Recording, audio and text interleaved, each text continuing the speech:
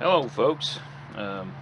Purpose of this video is simply to demonstrate that by burying this in a hole like that in three warm months, you can turn it into that, which, as you can see, it's so bright out here, but it's very, very clean. You know, museum quality. Now it comes out a earthy yellowy color, but like this one, they hang inside, so I just paint them. You can bleach them in any conventional way you want, but that's for a later step. Anyway, so how does this work? Well, basically you just find a fairly secure area. Now if you got bears in the yard or a whole bunch of dogs that dig stuff up, but I don't. Got a fenced in backyard, so this is designed for regular old dirt. This is simplicity itself.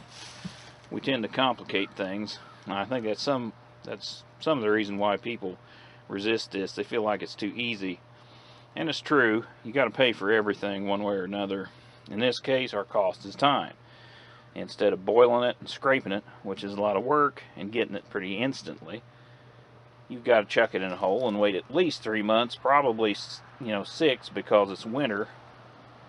If like this is November and you plant this guy, well, December, January, February, it's just in the freezer. Okay, so March is going to be here before anything starts happening. Well, it's just a process of decay. Bacteria and soil creatures will break this down in very short order, especially buried this shallowly. Our unlucky volunteer here is not embalmed like Uncle Bob. He's going to break down pretty quick. Soil conditions can affect this to a degree. You want Goldilocks dirt, not a swamp and not a desert. Now, oftentimes I bury them in sand, and the only reason for that is because it's just a little easier to wiggle them out when the time comes.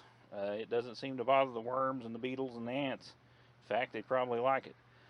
I'm going to be using topsoil, and for no other reason than it's a lot easier to put back in this hole than the clay I just dug out, and I'm too lazy and cheap to go to Lowe's. So,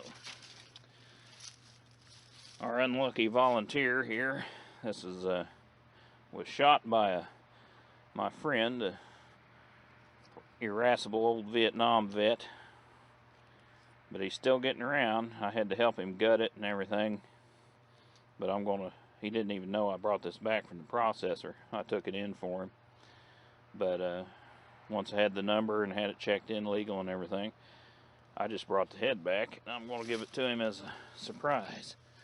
But you see here, we'll just put him in this hole like this.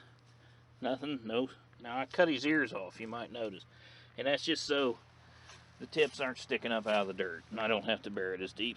That's all the reason. All this hair, eyeballs, tongue will be gone. Simply gone. You will have, after 3 warm months, you check on it, it should be done 4 at a max. It's going to be a skeleton. There's nothing going to be there except bone. So now, as you can see how technically difficult and involved this plan is, the great precision required to cover up anything that is considered flesh with dirt.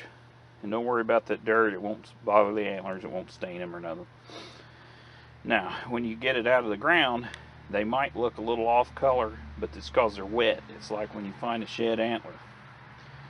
And if you've waited long enough, there won't be any smell. There might be kind of a wet bone smell, but once again, just like when you pick up a shed that's been out there a while, has a little bit of a funk.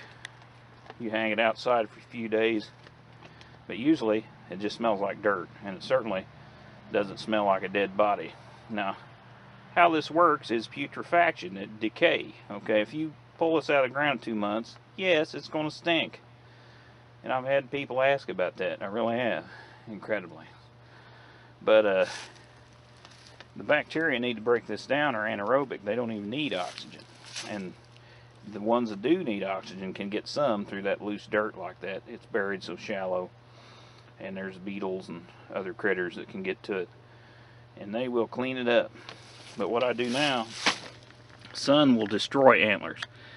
In less than a month, they'll be bleached. So, your old Walmart Sterilite tub, see that?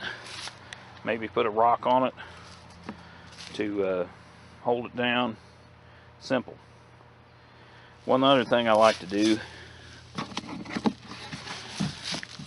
and this is just paranoia, get some of this weatherproof decon, because we all know mice will chew on antlers if they're out here. So if I can get this bag open, time won't pass. Meanwhile, see this stuff here, it's weatherproof. Stick one of those in there, then it can chew on that when it gets in there. But that's all there is to it. You cover this up, and through the magic of television, hopefully I'll see you. I'll probably, just because I'm not in a hurry, I'll wait till July probably. But anyway, God willing, we'll see you then.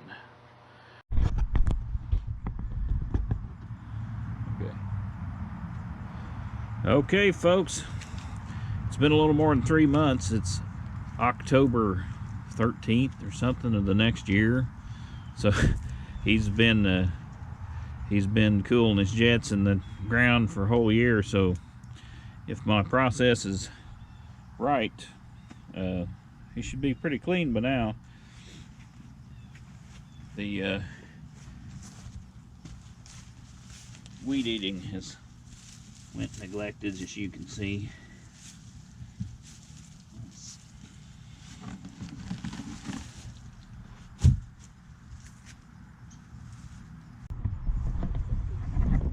see.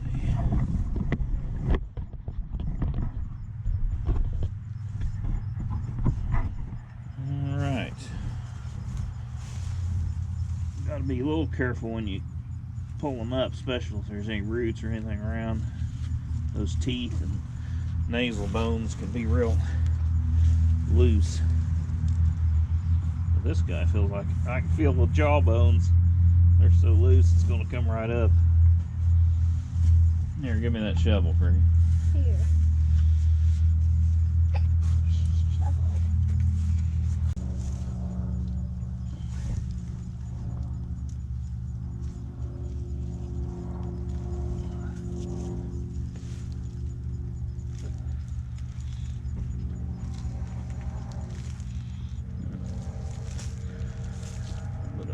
Mildewage there or something. But now all that'll come off. And what you see there will very easily, all of that will very easily come off with a hose. Let me get behind the camera to make sure you're seeing this, because sometimes these angles are hard. Look at that, how clean.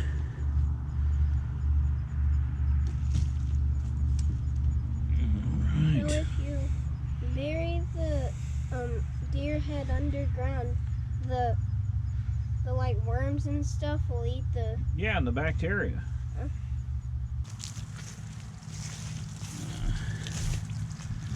Just a regular old garden hose.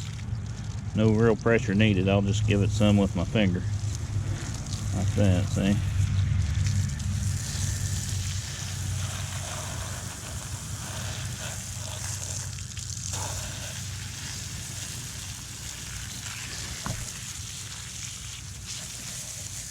Look out, Green, you don't get wet there. Okay. Alright, here we are back.